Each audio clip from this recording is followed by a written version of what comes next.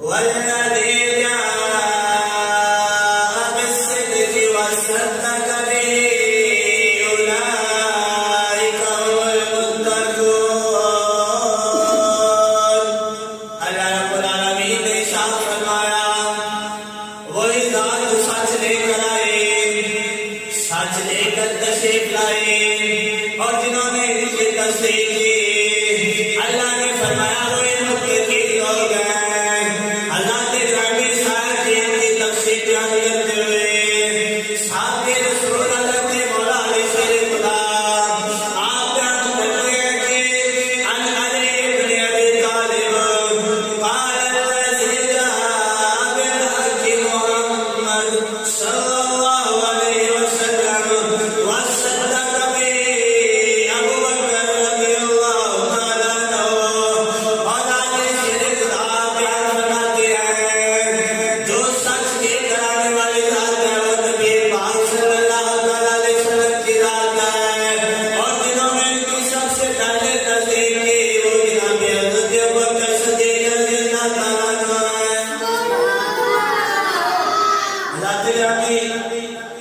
مولا علی شیر خدا آپ بیان فرماتے ہیں کہ سچ کے کرنے والے ذات حضرت ابو بکر صدیق رضی اللہ تعالیٰ عنہ، جنہوں نے سچ کی تصدیق کی وہ حضرت ابو بکر صدیق ہیں، اور جو سچ کے کرانے والی ذات ہے وہ جناب محمد مصطفیٰ صلی اللہ علیہ وسلم کی ذات پاک ہے۔ حضرت گرامی اسی مناسبت سے آئندہ جمعہ حضرت ابو بکر صدیق رضی اللہ تعالیٰ عنہ کی یاد میں آپ کی شان و عظمت کو بیان کیا جائے گا۔ اللہ ہمیں حضور صلی اللہ تعالیٰ علیہ وسلم کے صحابہ سے پیار محبت کرنے کی توفیق عطا فرمائے۔ حضرت گرامی حضرت ابو بکر صدیق رضی اللہ تعالیٰ عنہ آپ کے بارے میں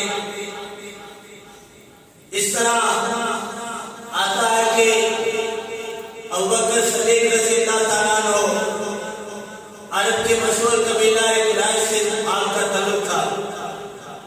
اور آپ کا سلسلہ نسب پانچویں پشت میں نبی پاک صلی اللہ علیہ وسلم سے جا کر مل جاتا ہے۔ حضرت گرامی حضور صلی اللہ علیہ وسلم کی غلام حضرت ابو بکر صدیق کی پیدائش حضور صلی اللہ علیہ وسلم سے 2.5 سال بعد میں ہوئی۔ والدین نے آپ کا نام عبدالکعبہ رکھا، مگر حضور صلی اللہ علیہ وسلم نے آپ کا نام